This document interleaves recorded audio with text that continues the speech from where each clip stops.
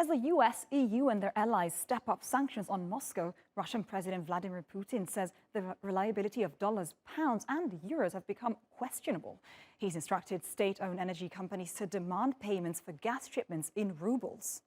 I made a decision to switch payments for natural gas sold to so-called unfriendly countries into Russian ruble in the shortest time possible.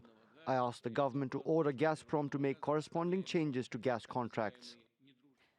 Moscow had published a list of these unfriendly countries earlier in May. It includes the US, UK, EU member states and more than 20 other countries. Ukrainian officials are calling on the international community to maintain pressure on the Kremlin and not give in to Putin's demand. If any EU country bows to Putin's humiliating demands to pay for oil and gas in rubles, it will be like helping Ukraine with one hand and helping Russians kill Ukrainians with the other. I urge relevant countries to make a wise and responsible choice. But global markets have been jolted by the announcement, even before buyers of Russian natural gas decide how to proceed.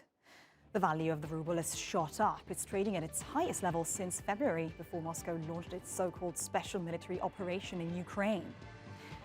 Russia supplies 40% of the EU's natural gas requirements. And EU gas futures contracts are skyrocketing as concerns rise over the future of energy supplies to the bloc. For more on this now, we are joined by Cornelia Meyer, who is the chairperson and CEO of Meyer Resources. Many thanks for being with us today. So, first of all, do you see a possibility that European countries will eventually reach an agreement and sanction Russian oil and gas directly? I don't see that in the short term. Thank you very much, Ludovica, for having me. I don't see that in the short term. As your previous package showed, 40% of Russian gas come from Russia, the pipeline gas. And for Germany, it's more than 55%. For something like Austria, it's 80%. So you don't. This is not a light switch. It will take a lot of investment and quite some time to wean yourself off this. And what they've agreed to so far, with the US giving 15 million cubic meters to Europe in terms of LNG, well, that's about 10% of what Russia is shipping. Right, and if they actually will manage to reach an agreement on sanctions, direct sanctions on Russia, what will be the implications for gas prices?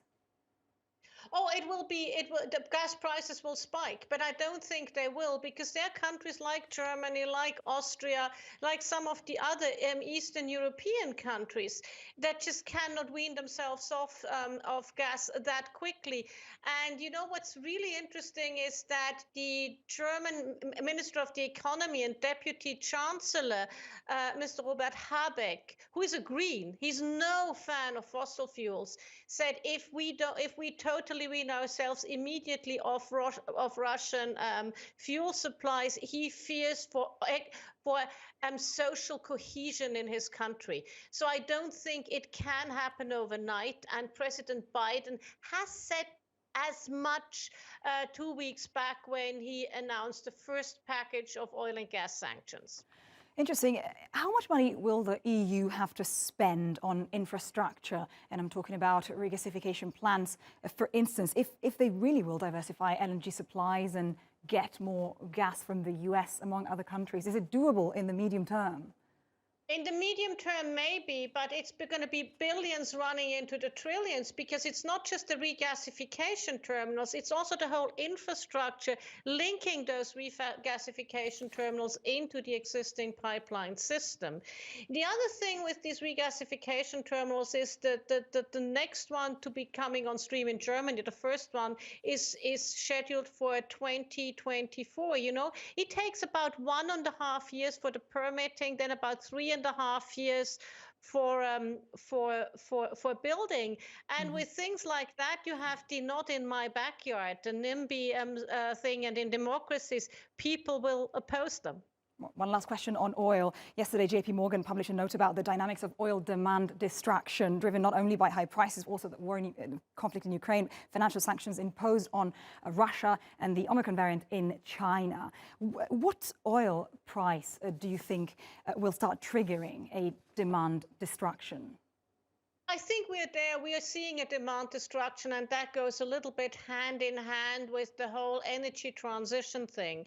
But when you then look at what's happening in China right now with Omicron, that's on the other side, because that actually is something, because it's immediately less demand, and not less demand because prices are too high. It's less demand because there's less demand. So that goes a long way to lowering the oil price. You might have seen that at the beginning of the week, suddenly Brent was just a smidgen below 100, and that was that Omicron fear.